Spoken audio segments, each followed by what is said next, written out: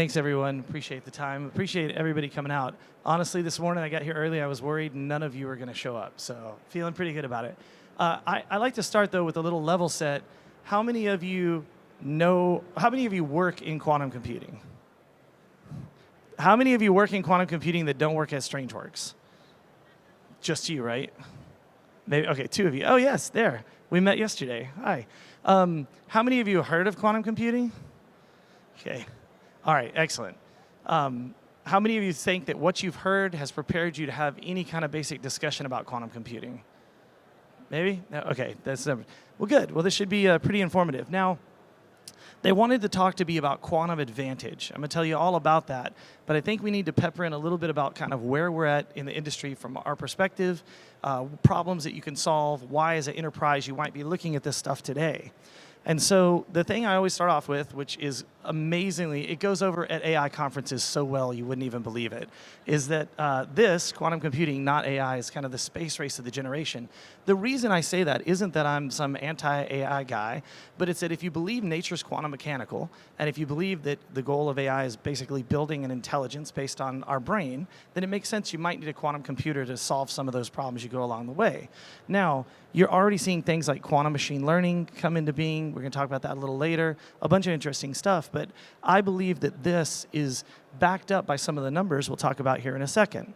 But the first thing we want to start with is kind of where we've been, where we're at, and where we're going. And so all of this started in 1927. When I go around talking about quantum computing, a lot of people act like it's this new thing that came up in the last 5 years, right? But in 1927, at the 5th Solvay Conference, Einstein and Schrodinger and everybody you've heard of in physics got together, and that's kind of where quantum mechanics was born. Fast forward to 1980, and Feynman and Benioff thought about using spin as a way of calculation, right? So this has been a long time coming. There's a lot of history here. When we started our company, in 2018, there were no publicly traded companies in quantum. There are 4 today. Quantum Computing Inc., D-Wave, IonQ, and Rigetti are all publicly traded on the public markets. There were only about 3 types of technologies, annealer, superconducting, and ion traps people were using. There's tons, from nitrogen vacancies to helium-based stuff, the cold atom work. So the number of hardware, as well as the types of hardware architectures, are expanding. There were only about 15 to 20 startups anybody watched. There's over 229 that are more than 5 employees, more than $5 million in funding. That's globally. And there were only 4 master's degree programs. Now there's 37. Okay, so the talent shortage and the kind of the talent opportunity that we were just discussed with our friend here, that's going to eventually get solved. And I do believe there'll be a little bit of a quantum winter, and some of those companies will exit employees that will end up coming back in. So I don't think there's as much of a talent shortage as maybe I would have thought a couple of years ago. But the big one's over there on the right-hand side of that slide. When we started, only about $20 billion had been invested in quantum. In the last 5 years, an additional $10 billion have come into the market. If you look at 2021, that was a banner year. $3.2 billion invested by venture into quantum. $1 billion of that in the last 3 months of the year. So there's obviously a lot of interest. There's obviously a lot of stuff going on. The public markets are starting to really happen, as I said. CNBC now does fairly regular coverage of quantum. You're starting to see that spread. You're probably hearing more and more quantum. And yes, there's definitely hype, but trust us, there's a bunch of people in the industry trying to work on that. And no matter where you're at politically, no matter where you're at in the world, every government agrees quantum computing is a national security issue. It's an economic development issue. It is a big, big opportunity.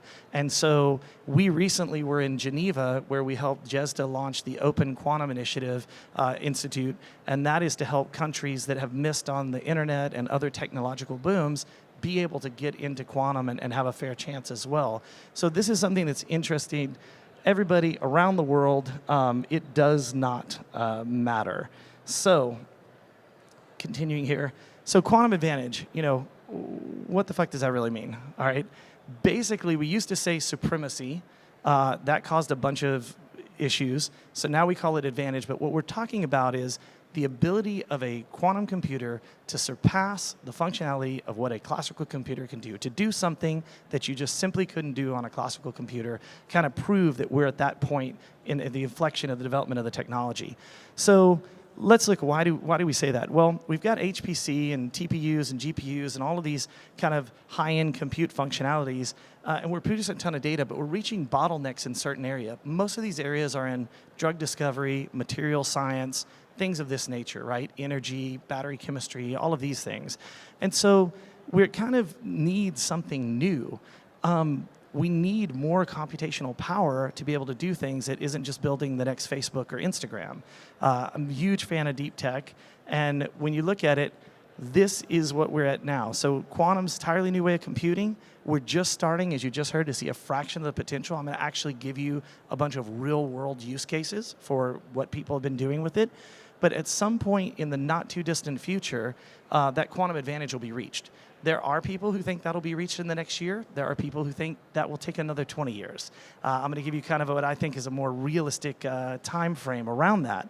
But one thing that came out last December was a paper by John Preskill and a bunch of people working with him on proven advantages in machine learning. So they did 40 superconducting qubits, about 1,300 experiments. And if you go read this white paper, I encourage all of you to take a shot of it and go look it up. They basically proved that there are inherent advantages to doing machine learning on a quantum computer that are advantageous, not quantum advantage, not super supreme, but advantageous today to your work over classical computers. Super, super important. So why should you care? How many of you are working in the enterprise? I'm assuming it's everybody, right? It's 4 of you. Are the rest of you employed? Who's unemployed? Okay. Oh, you are? Okay. Awesome. Talk to me afterwards if you have any quantum skills. Sounds great. So why should you care? Well, look, I believe this is the greatest time to be alive in the history of computer science. I think that we're about to take a step away from von Neumann architectures. I think we're about to step into a completely new area. I believe that 2023 is going to be 1963. So 1959, Jack Kilby invents the integrated circuit. Before that, you bought transistors one at a time, right? By 63, it was in some calculators. It kind of started the march to where we've ended up with computing today. I think 2023 hits a big reset button. I want to encourage all of you to get involved in quantum computing, and I want you to get involved because, you know, think about it. In 1963, who was thinking about AI or autonomous vehicles or drones or medical software or any of that stuff? There will be entire new industries built on quantum computing. I look at it as the Industrial Revolution led to the Information Revolution is leading to a quantum revolution. But let's talk about some specifics about why you should care. So first thing everybody wants to know is, when is it going to come? All right, this slide has been updated every year. Right now, if I go and I take a temperature check among my peers and among a bunch of enterprise CIOs, pessimists are at about 7 years from now will have it. The optimists are at about 3 years. Now, have what? In this case, most of these people are talking about a general purpose quantum computer, okay? Something that's a little bit better than the equipment that we have today. But the realists are preparing today. Why? Well, Deloitte did a study, and they found out that if you're going to take your developers and you're going to make them quantum computing ready, that could be a 12 to 24 month or more journey. So if it is 3 years out, then tick tock, you don't have a lot of time to get prepared right now. So this is super important to be aware of. Why do you need it? Well, everybody talks about quantum computers like there's this fear and uncertainty doubt around security and cybersecurity. There's all of this talk about, you know, it replacing classical. Don't think of quantum computers as a replacement for classical computers. Think of them as an augmentation. Think of them just like a GPU or a TPU or whatever. You're going to do different specialized functions on these machines, that these machines may be the only thing that are capable of doing those functions. I like to think of it this way. You used to cross the United States from New York to California in a wagon, and you know, part of your party could die. It was a horrible journey, and then we built a rail system. That wagon's the abacus. That rail system's the classical computers we have today. Those classical computers, okay, are great, but eventually, no matter how far we travel, we run into an ocean of complexity. And so what do we need? If we want to go to Japan, we can't take a train to Japan, we need a plane. And so planes didn't replace trains anywhere in the world, right? They augmented them. They're for a different special purpose. That's, I think, a really healthy way to look at these quantum computers as we move forward in the future. But for those of you, since some of you read about it, let's kind of solidify what is a quantum computer. Well, it's a quantum classical system. I have a coin here somewhere to help with this. And so think of this coin has a heads and it has a tails. Oops, I'm going to drop it. And this coin, if it's laying flat in my hand, heads up, it's a 1. Tails up, it's a 0. And in that position, it can only be in one of those two binary states. Take that same coin and I flip it in the air. Is it a 1 or a 0 when it's at the top of that spin? And the answer is it's in a quantum superposition of some probability of a 1 or a 0. Now, you'll hear a lot of people talk about quantum computers and they'll say 1 and 0 and everything in between. That's not true. It's just a probability of either collapsing to a 1 or a 0. So, just like Schrodinger's cat, we have the coin toss. Until I stop it and I measure it, I don't know what the result is, right? So it's heads.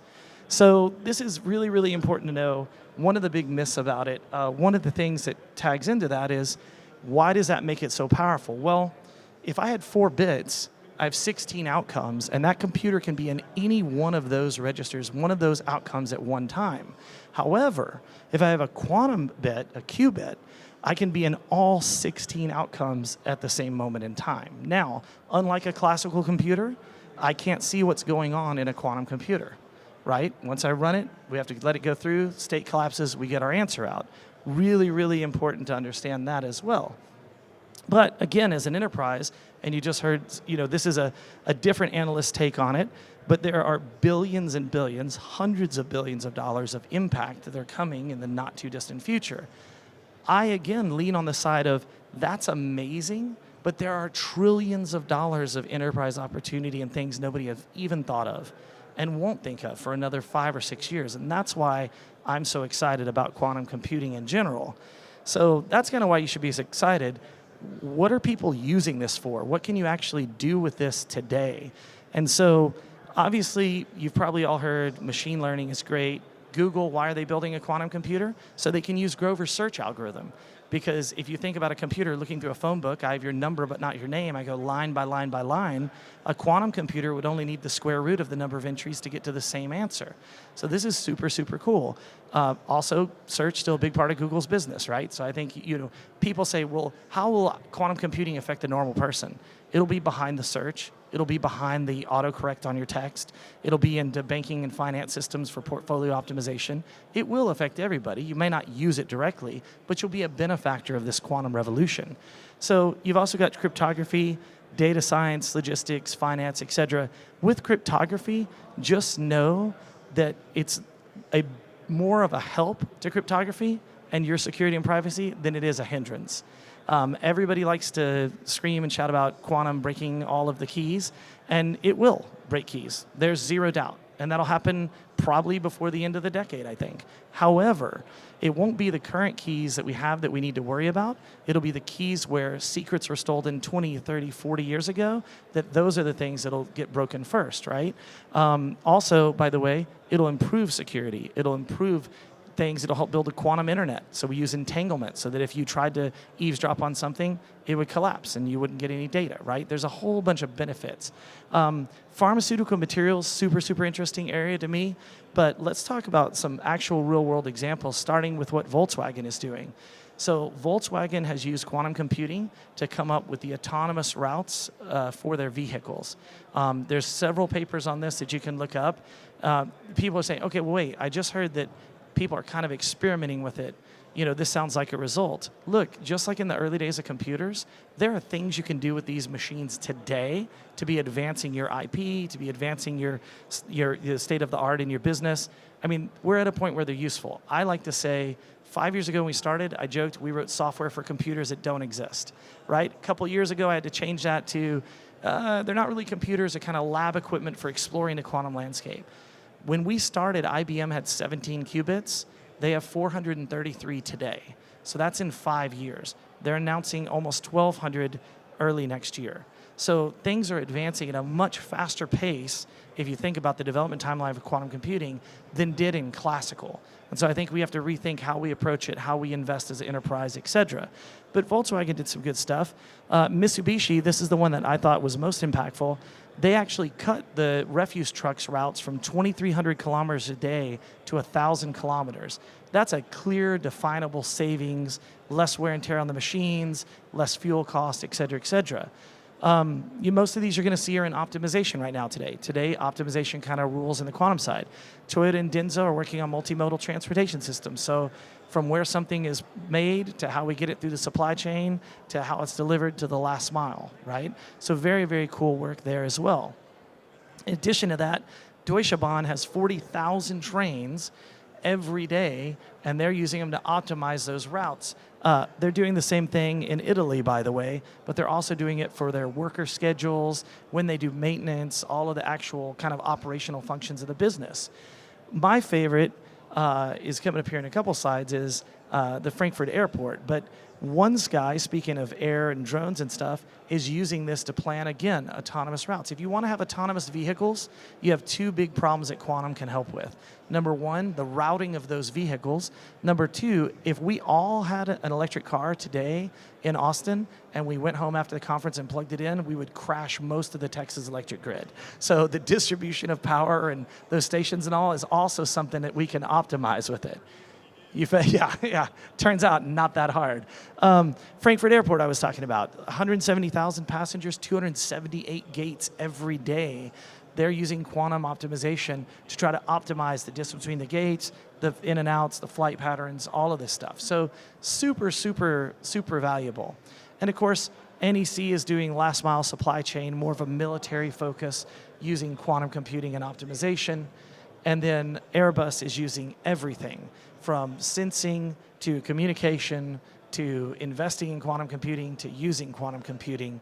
Obviously, this falls into their material science programs. It falls into their futures of doing digital twins for aircraft parts, the communication for secure military communications for battlefield command systems. A lot of work that they're doing. And really, honestly, they're one of the enterprise I think is doing the most. Exxon, a couple of energy companies to talk about here, using this to solve all of the basically logistical challenges they have. And optimizations and logistics, two really good areas where you can do some fairly decent work with quantum today. Again, I don't want to overhype it, right? The computers are not where we want to see them. They're going to take a while, but you know what? How many of you had like an Apple II? Anybody? Commodore 64? Anything? What was Bob, right? So you thought that was great at the time, right? You did a bunch of cool shit you couldn't do otherwise. Same thing with quantum. So is it the alien-like God technology we want yet? No. Does that mean you shouldn't be using it today? No. That'd be like seeing a Commodore 64 and being like, oh, I'll never use that. I'm going to do all my spreadsheets with this pen and paper, right? So start using it. It's very valuable. Total is doing CO2 algorithms to improve CO2 capture across their carbon neutral goals. So super, super cool. A lot of good stuff. And I wanted to save plenty of time for Q&A, so I hope you guys have some questions.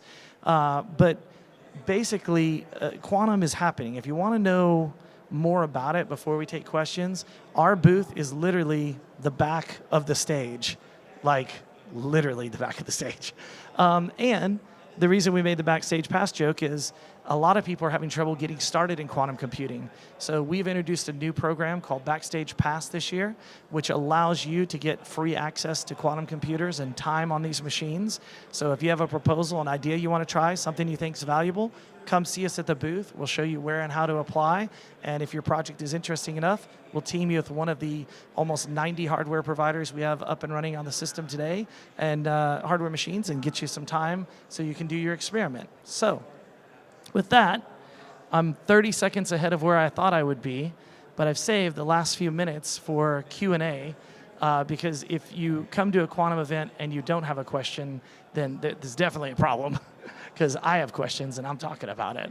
Who would like to answer the first question? Katie has a mic here. 1 second. And Katie will bring a mic around. If you have a question, just raise your hand. Katie will find you. Yes, sir. Yeah, and please tell us who you are and what you do, too, as a start. Sure, absolutely. My name's Randall Mills. And hold it a little closer because it gets much louder. Hello. There you go. I'll talk with a low voice, too. My name's Randall Mills. I own a company called Ant Farm Development Services, and we're into business analytics, AI, Internet of Things, IBM partner in robotics process automation, and from Plano, Texas. My question is on the ride-share companies like Uber, what are they doing with quantum computing? And my understanding is, at least in Dallas, it was mentioned that Uber's going to start doing small for the helicopters from North Dallas to downtown. They've rented some buildings there. That's the thing. I wanted to see that in Austin. Has everybody seen the Uber choppers? They look like Total Recall. They look like quadricopters, but they have a big thing. They're incredibly impressive. I saw one at CES a few years ago. I don't know if they are or not, but that would be a great opportunity to do that same kind of routing and optimization we were talking about. So super good opportunity there. Yes, sir. Hey, Hurley, Jamie, Wisconsin, studying quantum computing. So you mentioned 433 qubits. IBM, I think you're maybe up in Yorktown recently. So if you wanted to access those advanced devices, how would you suggest people do that? That's a great question. I think I just plugged that, but that's what the Backstage Pass program is all about.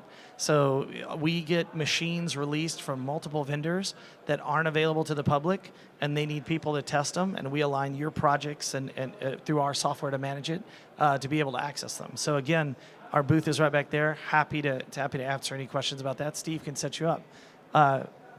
Any other questions? There's got to be a couple in there, right? I saw somebody. It's too bright. None of you have questions? Sorry. That's whose hand is. You're right under the light, so it's hard to see you, sir. There's a mic. Oh, hey. Sean Conway, couple-time entrepreneur. Hold it a little closer. There we go.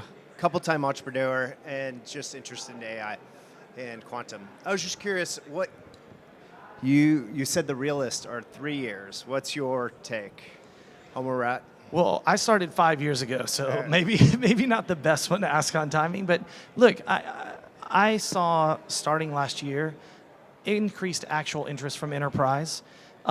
This year, enterprise is spending money to actually do real stuff. So I think at this point, if within 2023 you're not actively building out your quantum program and working in to build out your strategy, what your IP strategy is, what you're going to build, how you use it, I think that you start to run the risk.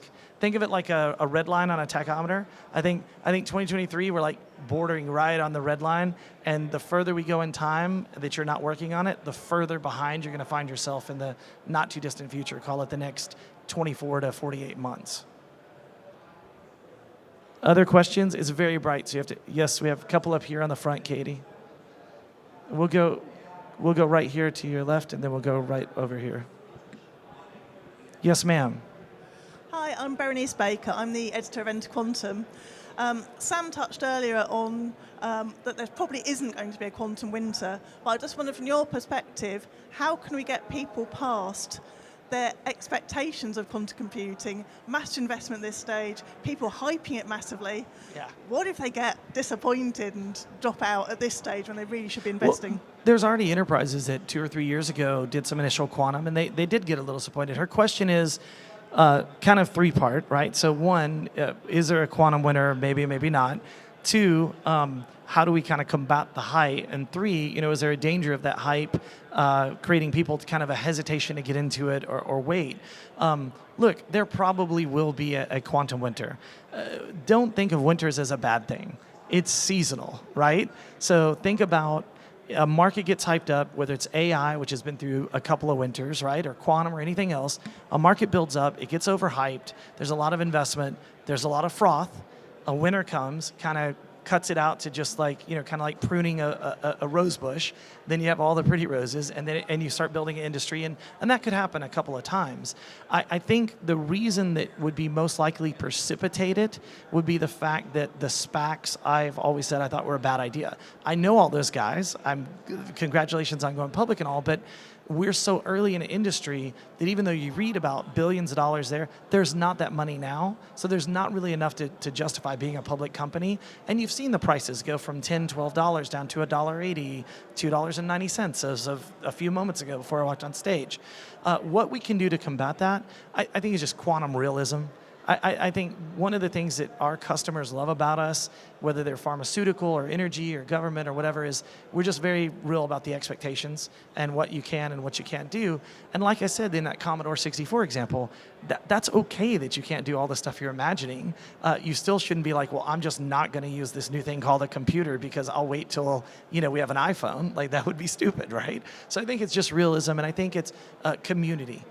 We have community in quantum. We need community in the enterprise of people who can share resources, share what they found on experiments, share data. We need benchmarking. A lot of these things, I think, will clear that up. Yes, sir, you were next. Roger Wong from Visa. So a two-part question. What are some of the milestones or accomplishments for Strangeworks this year? And then looking forward, what are some of the challenges? Okay, that's it's an oddly specific question. No, just kidding. That's good. Look, we started out with community. We had kind of 5 phases to the business. So our approach to getting into quantum was build community, find out what people knew and didn't know, where the goals were.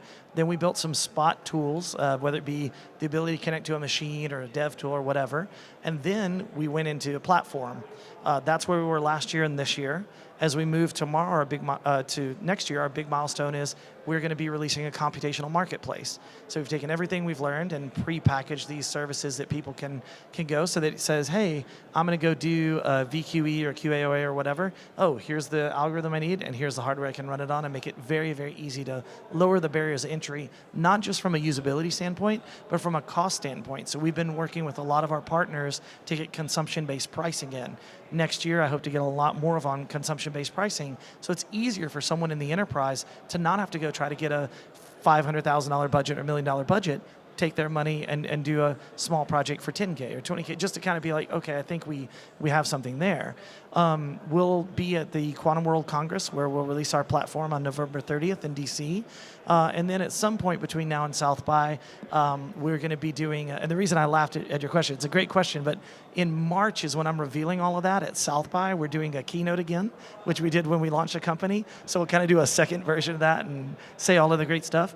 But sometime between then, we'll announce our Series A, which I know for all the people from the Valley sounds weird that we're 5 years old, we haven't done our Series A yet, but it's called Strategy. It'll work out. And with that, I got time for one more question. I saw Katie with we got 2. Okay, I'll try to rock it through and we'll do 2. Who has the mic? Oh, go ahead, just hold it up and start talking. Hi, Thomas Bispham, machine learning AI at Agilent Technologies and entrepreneur. You mentioned some of the funding, and I also promised not to pepper you with questions, but very quickly. I'm really curious about the venture space around quantum and what the activity is there, or if there are any kind of quantum-specific funds already set up and what that looks like. So there are a lot of quantum-specific funds. Quantum Nation, Christoph has a really good one. There's probably 4 or 5. In the US, only a couple. Most of those are in Europe. There's also a couple more in Asia, but they're smaller funds. I think the trend is 80% of the funding has been going into hardware, and only about 20% into software. I think you are seeing a cooling in hardware investments as there's kind of more and more that came out over the last few years. But I think what you're going to see in 2023, 2024 is more investment in the software side of the house. And Jack Hidry at Sandbox, who's a friend of mine and partner, they raised hundreds of millions of dollars in a seed round. So I think there's definitely venture capital out there interested in investing in quantum, both from quantum-specific funds and from just regular funds. I do think that the hardware people are now having to move into the PE areas and public markets to get funding as the numbers get bigger. And so I'm curious as to how the current economic slowdown is going to affect access to funding on that side, just because if you saw Tiger Global dump their investment portfolio, a lot of the PE type funds are making very big moves. So, I can't, I have no amazing insight into what they might do as a next step on that. I saw the mic go there, sir. Hi, this is Ravi from TCS. I'm a consulting partner leading emerging technology. I have a question around how hyperscalers are actually helping to accelerate the access to any of these quantum computing. So, great question. Not a hyperscaler expert. Don't know, but I have someone over there who can answer that for you. And I also am 30 seconds over. So, if you want to meet me back there, we can talk about that. Thank you, everyone, very much for your time.